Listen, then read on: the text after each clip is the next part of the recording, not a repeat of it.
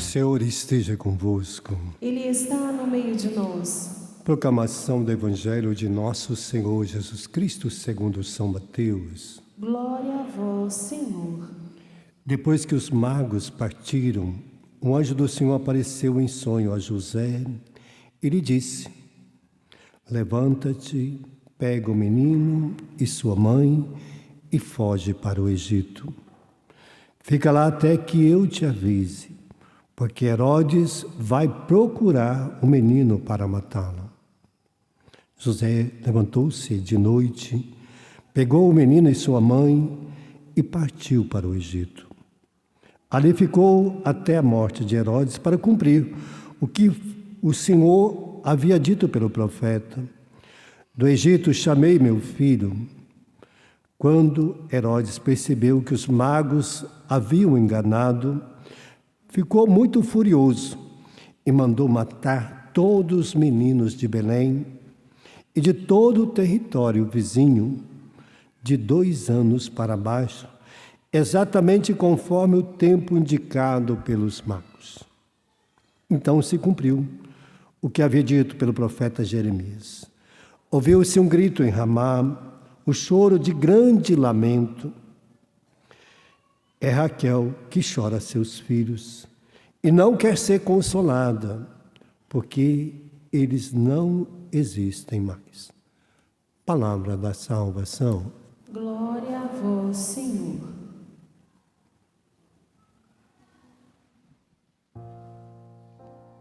Nossa alma, como um pássaro, escapou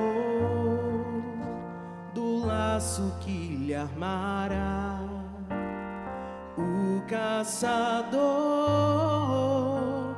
Nossa alma, como um pássaro, escapou do laço que lhe armara o caçador. Deus confiou a cada pai, cada mãe, desta graça de saber cuidar dos seus filhos, principalmente cuidar da inocência deles. Porque o pai e a mãe é chamado a ser professor de amor para os seus filhos. E cada pai e cada mãe deve ensinar seus filhos, está lá no Deuteronômio 6,4, de amar a Deus sobre todas as coisas, com toda a sua força, com todo o seu entendimento, e a cada dia fazer com que eles aprendam a viver as riquezas de Deus na sua vida, para que eles mantenham uma vida pura, santa e digna. Essa é a nossa vocação de pai, vocação de mãe, vocação de quem quer casar, de quem quer ter família. Precisa cultivar essas virtudes no coração. Então, José e Maria foram chamados para educar também Jesus. Porque as coisas foram acontecendo. Deus foi revelando a São José, a Virgem Maria, os fatos. Deus não falou, olha, agora, a partir de agora, ele vai ser Deus. Não, foi revelando. Então, ele precisou de ser educado, né, de ser formado, de ser cuidado. Imagina, depois dos dias de nascimento, do 8º dia do nascimento, foi quando houve este anúncio de José, vai para o Egito. E ele ficou lá por 12 anos. 12 anos. Jesus veio com mais ou menos quase 12 anos para morar em Nazaré.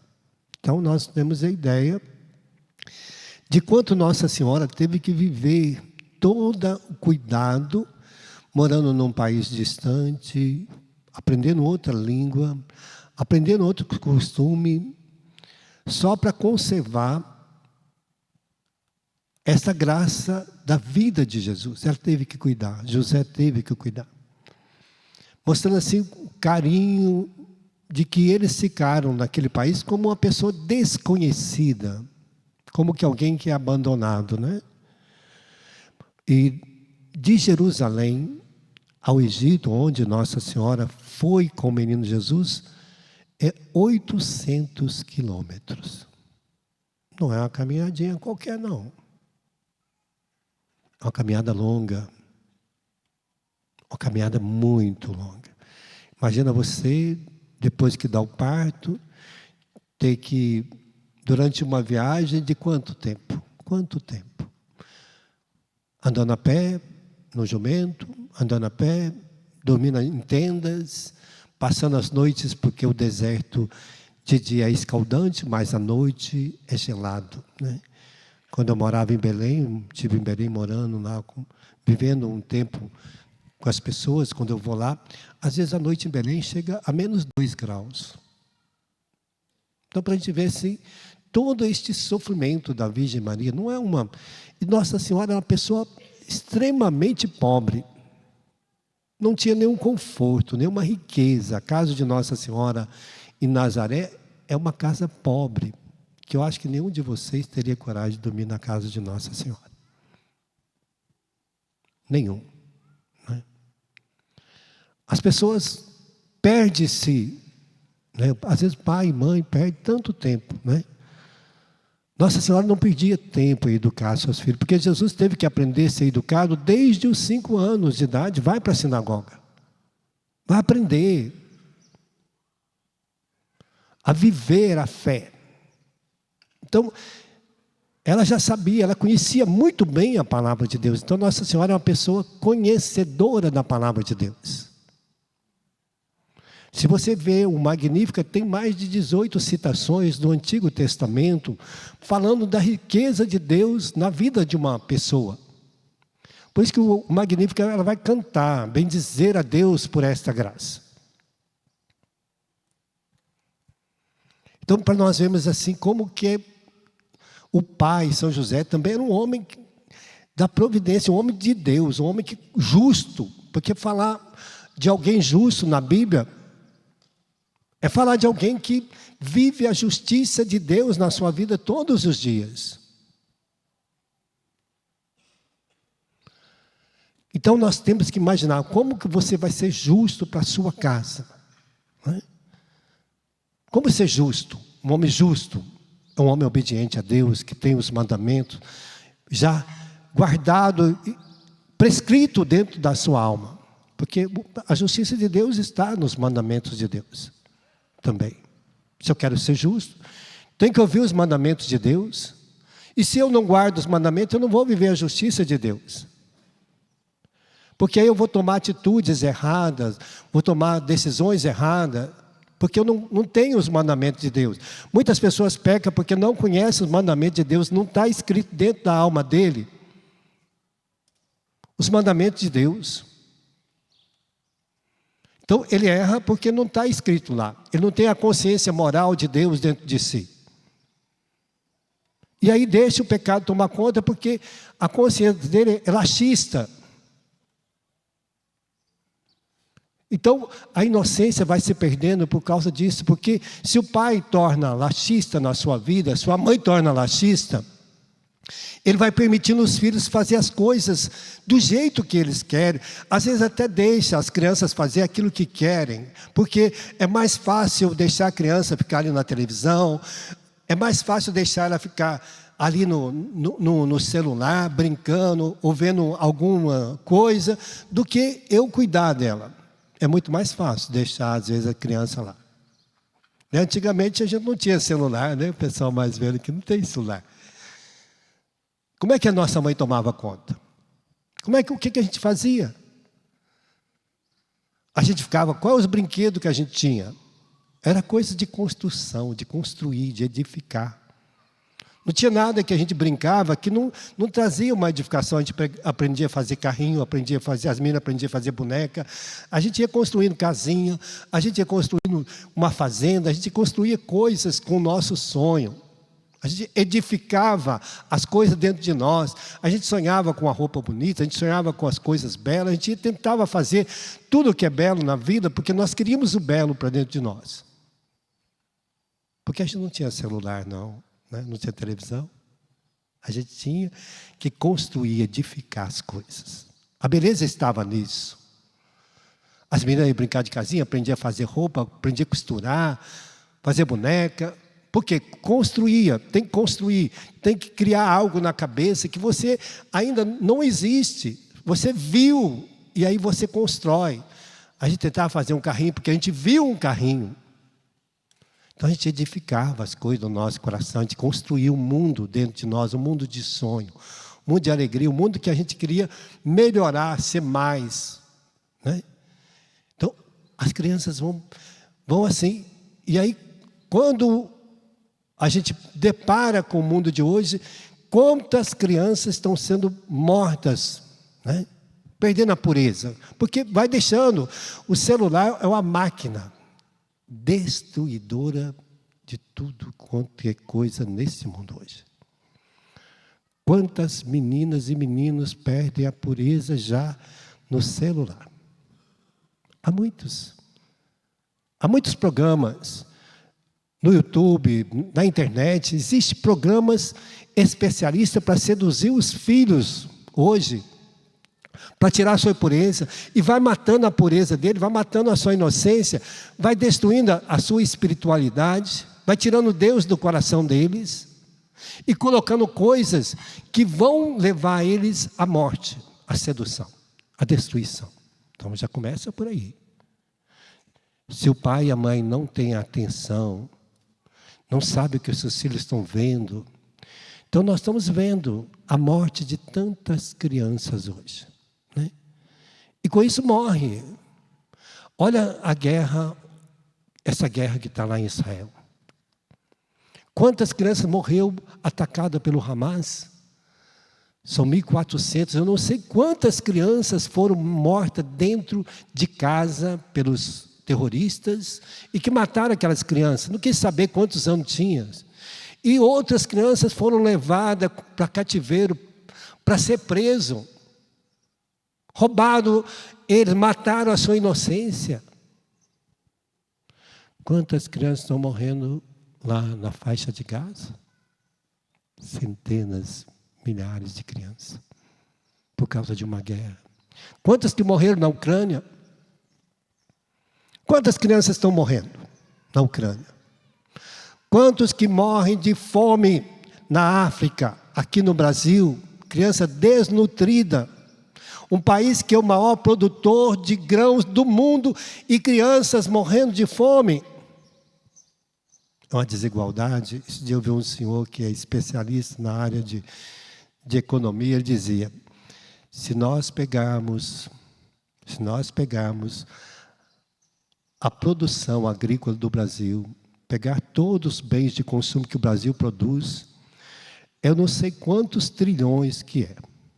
Eu sei que é trilhões. Se dividisse pela população do Brasil, igualmente, daria uma renda de R$16.000 para cada um. Todos nós teríamos direito de receber R$16.000. Se fosse dividir por igual, né?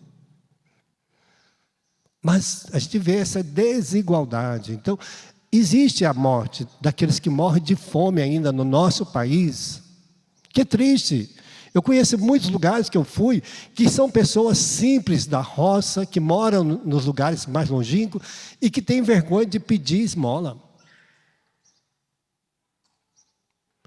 Passa fome e tem vergonha de pedir esmola. Se não levar comida, eu me lembro quando meu pai, devido a uma circunstância, ele foi embora da minha casa. E a minha casa ficou com as latas vazias. E não tinha nada para comer. Minha mãe tinha vergonha de pedir comida para os outros. Então a gente comia. Aí minha mãe conseguia para comprar fubá, fazia angu de fubá, com, às vezes, chuchu, com abobrinha, o que dava na horta, né? Quantas vezes? Quantas vezes minha mãe pegava o café, passava 3 vezes o pó, 4 vezes, só para atingir, para falar que tinha café, né? E aí não tinha açúcar, tinha uma rapadura, colocava lá dentro um pedacinho de rapadura. Então, quantas pobrezas, né? Quantas pessoas viveram miseravelmente a pobreza e tem vergonha de pedir. Aí minha mãe começou a lavar roupa para fora, para ganhar algum trocado, para comprar alguma coisa. Então, quantas pessoas vivem assim? Tem muitas que não estão na rua pedindo. Mas que se ninguém ajuda, também morre crianças de fome no nosso país. Na África, milhares de crianças morrem por ano de fome. Hoje, os refugiados que estão ali na área do Oriente Médio, vou falar do Oriente Médio porque tem muitos lugares, na Jordânia, tem milhares, são 1 milhão, 2 milhões, 3 milhões de pessoas que estão vivendo a miséria, morando em tendas, sem nada. Morrem crianças quase todo dia desnutridas, falta de água, com diarreia, com todo tipo de doença. Então os inocentes são mortos ainda do mesmo jeito. Herodes continua no mundo solto. Os Herodes do mundo continuam. E não tem coragem de ajudar. O Herodes não tem coragem de ajudar. Tem coragem de matar. Para ir à morte. Quanto mais morrer, melhor é. Vai diminuir a população. Né? É o pensamento de hoje, que às vezes algumas situações do mundo têm. Quanto mais morrer criança, melhor é. E a gente vai vendo quantas crianças são vítimas de abandono. Você vai nesses lugares onde tem diversas crianças abandonadas, que as irmãs cuidam, ainda tem as irmãs que cuidam de crianças abandonadas, tem instituições religiosas que ainda cuidam de muitas crianças, são centenas, milhares de crianças que ainda são abandonadas. O pai morre, às vezes a mãe vai embora, o pai ou a mãe morre, o pai abandona, então as crianças ficam entregues, perde toda a pureza, a inocência, as crianças ficam abandonadas. Esse dia eu vi um caso lá, que acharam as 8 crianças dentro de uma casa, que a irmã mais velha tinha 7 anos cuidando daquelas crianças. Todas desnutridas, com fome. Cadê o pai e a mãe? Sumiram. Então, vão deixar o mundo tomar conta. E se nós não tivermos cuidado, acontece na nossa casa, acontece dentro da nossa família. Quantos estão assim, abandonados dentro da nossa casa? Há muitas crianças que não têm sequer o colo do pai, não pode pedir o colo. Tem pai que não tem tempo de dar colo para o seu filho, não tem tempo de dar colo para a sua filha. E aí perde. Quantas crianças depois crescem e não tem mais afetividade com o pai e a mãe, perdeu o colo, perdeu a alegria de estar junto, perdeu a alegria de ter, ele é pai, mas não tem mais nada do que pai. Não existe outro relacionamento mais profundo que esse. Tem filhos que não têm prazer de sentar com o pai para conversar, sentar com a mãe para conversar. Perdeu a alegria de estar com eles. Porque roubaram deles a inocência, xingaram, fica brigando, ofende. Né? Quantas crianças que, a hora que chega a 7 anos, 6, 8 anos, aí ela crescer, começa a criar a idade da razão, e é a idade da descoberta da sua razão. E a criança tem que crescer, ela precisa ter razão, aprender a viver a razão. E é a época que o pai e a mãe, às vezes, a criança fica um pouco mais rebelde porque ela cria a razão. Agora ela não é só criança, ela criou a idade da razão, a crise da razão na sua vida. Agora ela começa a descobrir as coisas em si, descobrir sabores que ela não tinha, né? Ela sabe diferenciar um sabor do outro, sabe diferenciar aquilo que é gostoso, aquilo que é bom, aquilo que traz alegria. Ela começa a descobrir, é nesta fase. E aí o pai acha que a criança está ficando rebelde, está ficando mais não sei o quê. E aí começam as brigas. E aí, antes era pequenininho, ele fazia o que queria. Agora não, ele quer ter a sua liberdade, quer descobrir as coisas, começa a mexer, né? E aí começam os abandonos. Eu não aguento mais você é muito chato, você é chata. E aí começam as brigas entre nós, né? Pai e filhos. E depois, quando chega a 15, 16 anos, entra a crise da adolescência, fica insuportável porque ele não conseguiu criar um relacionamento afetivo, familiar com o pai, com a mãe, se sente abandonado, aí tudo que passar na vida dele, ele pega. Aí vai para a droga, vai para a bebida, vai para a prostituição, porque aí o celular está na mão, né? Vai tudo embora. Então nós estamos vendo aí quantas coisas que nós vamos vendo as crianças passando, né, em nossa vida. Quanto é isso que vai acontecendo? Por isso a primeira leitura de hoje está mostrando esta situação para a nossa vida, né? Olha quantas coisas. Por quê? Porque se o pai e a mãe estiver andando nas trevas, ainda não encontrou com Deus, as trevas vão entrar na nossa casa. E esses filhos que vai querendo ter um relacionamento com o pai, quando o filho fala ou a filha fala, mãe, pelo amor de Deus, não me chama, não suporto mais você falar comigo. Pai, nossa senhora, deixa eu descansar, eu cheguei do serviço cansado e você não para de falar. Pronto, vai criando abismo, entenderam? Distância. Aí as trevas vão entrando dentro da nossa casa. O que está lá em Deuteronômio, você deve ensinar seu filho a amar a Deus, perde-se. Porque quando vai casar, você promete receber os filhos que Deus vos confiar, promete educar na fé de Cristo, da igreja. Então, a inocência vai se perdendo por causa de nós, gente, não é por causa do mundo só. Por causa de nós que não estamos vivendo essa inocência e nem passamos para ele. E aí nós vemos dentro da nossa casa situações horríveis, né? Pai que fala mal da mãe, né? Não é assim? Não sei porque que eu casei com essa mulher. O que eu tinha na cabeça. Aí o filho, como é que o filho vai amar essa mulher que o pai fala mal dela? Ou a mãe fala mal, né? Eu não sei porque que eu casei com o seu pai. Eu devia estar doido da cabeça. Aí o filho vai o quê? Vai acreditar nesse pai? Vai acreditar nessa mãe? A sua mãe aqui, olha, não dá para confiar na sua mãe, pronto. O filho vai confiar, a filha vai confiar. Então nós estamos perdendo a inocência nossa. Dentro da nossa casa, porque nós vamos criando desconfiança, insegurança. Quem é meu pai? Quem é minha mãe? Quem é meu pai em Deus? Quem é minha mãe em Deus? Às vezes o pai nunca fala de Deus para o filho, nunca fala de Deus para a filha, nunca fala.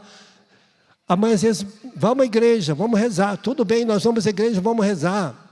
Mas eu falo de Deus para minha filha, você é graça de Deus para mim. Deus colocou você no meu ventre materno, como Jesus foi gestado, gente. Deus colocou a alma dele em nós. No momento da fecundidade na sua vida, Deus te deu a graça de ser mãe. Deu a graça de você ser pai. Pai de filhos de Deus. Então nós temos que ver, por isso está aqui. Às vezes nós vivemos nas trevas, não temos comunhão com Ele. Nós não vivemos em comunhão com Deus. Temos comunhão às vezes com tantas coisas do mundo, menos com Deus. Nossa obrigação do nosso trabalho, da nossa formação, etc e tal. Mas comunhão com Deus, às vezes nós não temos na nossa casa. Seu filho vê você rezando? Sua filha te vê rezando? Então a comunhão com Deus é isso, né? Às vezes nós andamos mais nas trevas do que na luz de Deus. Nós fazemos tantas coisas maravilhosas. Compramos comida, compramos roupa, cuidamos bem da nossa casa, compramos um carro. Temos todos esses confortos que às vezes a gente dá para os filhos, que é ótimo, não estou dizendo que é ruim. É ótimo ter conforto. Mas eu conheço muita casa que tem todo o conforto, só não tem uma família morando lá dentro de Deus. Não tem um pai que vive lá como pai, não tem uma mãe que vive como mãe. E casou para isso. Então, às vezes, nós temos tantas coisas, por isso a inocência do mundo está sendo destruída por nós mesmos. Né?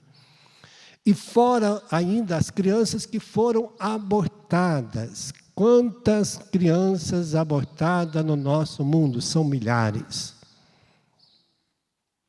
E quantas pessoas que ainda querem aprovar o aborto no nosso país, em outros países, e mulheres que vão lá bater palma quando é aprovado, para dizer, eu quero matar meu filho. Uma mulher que deseja matar seu próprio filho tem dignidade? Um homem que deseja matar seu próprio filho, que leva a sua namorada para abortar, tem dignidade de gente, de homem?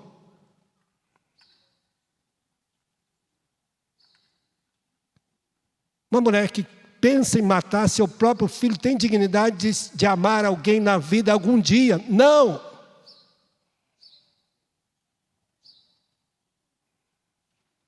Deus é amor. Amor é Deus. Deus é amor. Como eu posso querer amar matando? Se a pessoa não é cristã, vive como pagão, mesmo sendo batizada, existe tanto contraceptivo que ela pode usar. Tem lá o anticoncepcional, se não quer, ela não é cristã, não vive como cristão, pode tomar anticoncepcional, não é pecado para você. Pecado para cristão. Para quem não é cristão, é menos do que matar. Pode tomar anticoncepcional. Se você vive como pagão, toma anticoncepcional. Pode colocar DIU, porque não é pecado para você, porque você vive como pagão. Então coloca DIU, porque pelo menos você não vai matar seu filho, né? Ou a sua filha. Então a pessoa tem que... Olha quantos contraceptivos que existe para que a pessoa... Tem a camisinha para o homem, né? Olha lá, já que você não é cristão, vive como pagão, usa para não matar, né? Mas eu prefiro a morte. Então, os inocentes continuam, o Herodes deste mundo continua. O demônio vai continuar agindo em nós para sermos Herodes desse mundo, para matar os nossos filhos. Matar os inocentes, matar a pureza do nosso coração. Ele vai continuar destruindo. Herodes não é só uma pessoa, não é a figura de um homem só, mas a figura de Satanás que age no coração do homem, no coração da mulher, para fazer todo esse tipo de assassinato, de matar os inocentes desse mundo, de tirar a pureza. As pessoas se especializam em usar a internet para tirar a pureza das crianças. Esse dia eu estava vendo um especialista que as crianças que às vezes têm internet, que têm um celular, o que esse pessoal que entra no celular como uma criança, a pessoa descobre o celular daquela criança, entra como uma criança, começa a brincar com ela, depois faz ela tirar a roupa, porque ele é pedófilo, depois ele faz ela usar o seu corpo, a sua sexualidade, estimula ela, falando que é criança, fingindo que é criança, filma e depois vende pornografia, como pedofilia, para milhares de crianças que são vítimas. Quantas meninas, quantos jovens que hoje... Tem criança que ainda nem chegou a ter a primeira ejaculação, nem as meninas tiveram a primeira menstruação. Já estão se masturbando, se tocando. Da onde veio isso? Entrou na nossa casa, dentro da nossa casa. Crianças, adolescente que vive, se alimenta da pornografia porque está aberto o canal. É triste, mas está aberto o canal. E aí começa uma vida toda errada. Uma menina com 15, 16 anos já teve uma prática sexual terrível. E aí quando ela vai acordar para a vida, já está toda destruída a sua dignidade, a sua pureza, a sua santidade. Os meninos também. Quantos meninos que depois, quando chegam aos 20 anos, já não tem mais desejo sexual por uma menina. Por quê? Porque viveu uma prática tão errada, tão lasciva, tão destruidora, que vai perdendo o interesse sexual. Quantas meninas que vão perdendo o interesse sexual pelos meninos? Por causa de que prática lasciva? Porque vai se alimentando de tantas coisas, de tanta impureza. Porque a pessoa que começa a viver de pornografia, ela vai vivendo uma devassidão tão grande que depois ela não consegue ter pureza no seu coração. Ela não tem, a sua natureza humana vai sendo destruída na sua pureza, naquilo que é o estímulo sexual.